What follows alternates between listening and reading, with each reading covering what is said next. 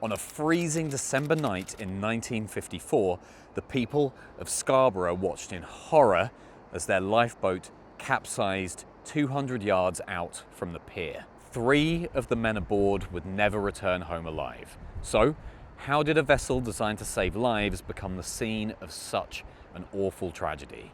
Before we get started, we just need a little context about the history of Scarborough and its lifeboat station. You see the lifeboat station that I'm now currently walking towards up there behind me is one of the oldest lifeboat stations in the country. I think it was built in around, well, not that building, but the original was built in 1801 and was actually closer to where the current Spar Bridge is. And it wasn't until 1826 that it was actually moved to where we can see it today, near the West Pier. And during the long history of a lifeboat station in Scarborough, it's had many ups and downs. Over those years, it's provided an incredible award-winning life-saving service. But that's never been without a cost. And there were lifeboat men tragically lost in both 1836 and 1861. Obviously, tragic reminders of the risks those lifeboat men were taking in attempting to save others. Now, fortunately, from 1861, there was a long stretch with no losses. That was until 1952 with the loss of one man, Bowman Dalton, who was crushed between the lifeboat and the vessel they were trying to save.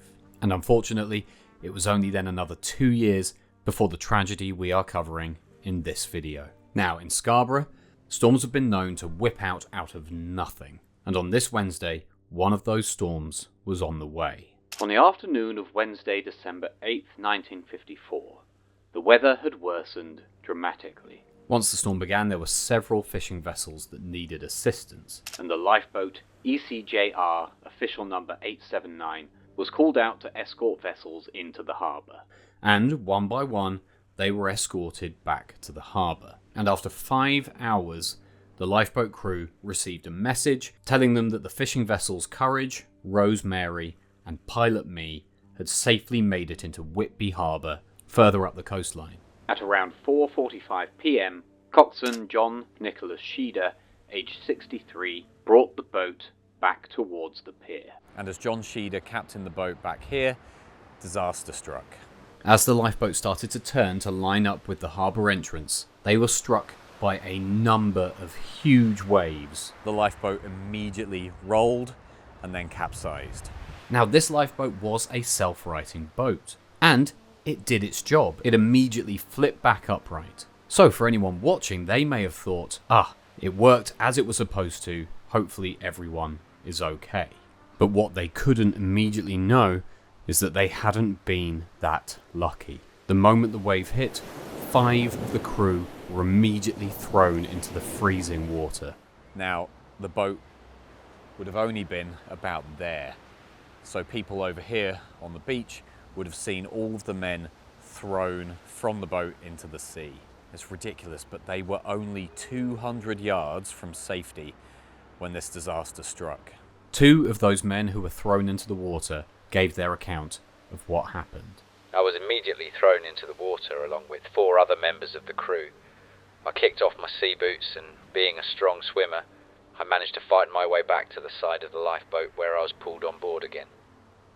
I managed to get to the side and held onto a rope. I waited while Robert Crawford was pulled back on board, and then I was pulled on board by Tommy Scales.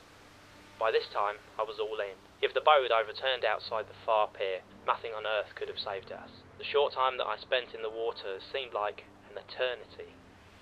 Those 2 men, Ernie Eves and Robert Crawford, were soon to find out just how lucky they'd been. Now, in Scarborough, it's a beautiful day. It's a little windy, but it could be worse. But even still, you can see how strong some of those waves out there are. And you think about this horrible winter's day with gale force winds and snow, and being plunged into that all of a sudden is just, the fact that anyone survived is incredible. Of the 5 lifeboat men who'd been thrown into the water, Ernie Eves and Robert Crawford were the only 2 to survive.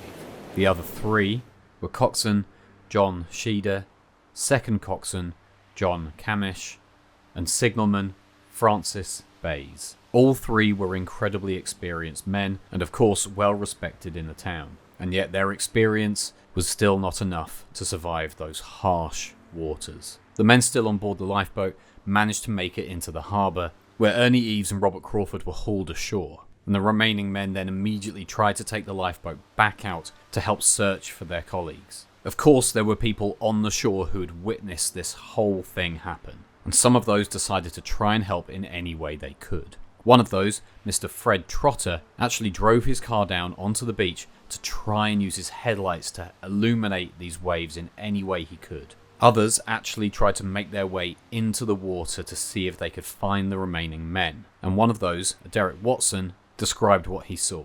Some of us waded in and saw two men in the water. They were Jack Sheader and Jack Cammish, and I could tell they were in a bad way. Both men were immediately pulled out of the water, but unfortunately, Jack Sheader was pronounced dead then and there. When John Cammish was pulled out, he was actually still alive and was immediately sent to St Thomas's Hospital, where they immediately tried to start helping him. But unfortunately, he would never recover. The remaining man, signalman Francis Bayes, was still somewhere out there in the sea, and by this point in the search, other services had arrived with searchlights to help illuminate the sea as best they could. And it also, despite the tragedy of what was happening, must have looked incredible, because every single light along the front of Scarborough was turned on to create as much light as possible.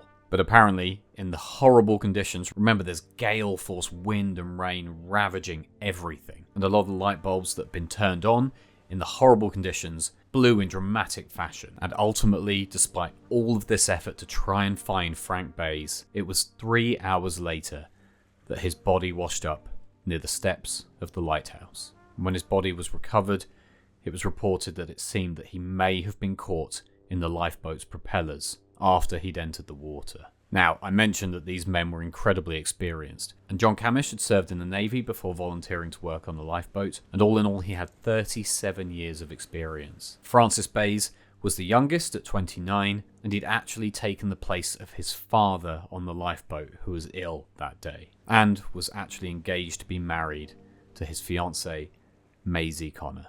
Coxswain Jack Sheader had been serving for 40 years. On his death, he left behind 5 children. And at 63, he was actually older than the normal retirement age for lifeboatmen. But because he was incredibly good at his job and still in great condition, he'd actually been asked to continue longer. Now, of course, the local community was devastated by this.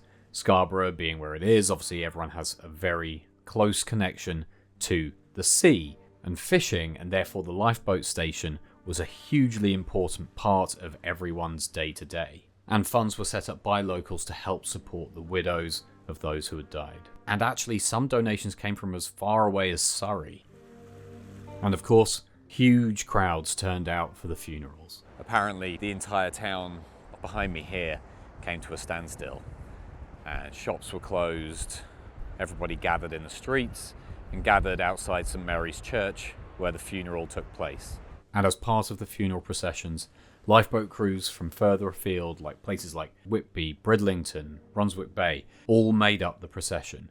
And the coffin of Coxswain Jack Sheader was carried by his fellow lifeboatmen. And to this day, there is still an annual service to commemorate the disaster at St Mary's Church. This 1954 disaster added 3 more names to the 13 Scarborough lifeboatmen who had previously given their lives in service of others. As always, this is it's an incredible reminder of the heroism of these people, especially now, but back in the day when the technology they were using, the equipment they had, was far less safe than it is today. But they still went out there to try and save people and bring people back home to safety, and in circumstances like this, at the cost of their own lives. So thank you to everyone involved in the RNLI over here in the UK now, because you are doing an incredible job and I'm sure everybody appreciates the work that you do. So thanks for watching. Like, subscribe, leave a comment if you enjoyed the video, all that fun stuff, and I'll see you in the next one.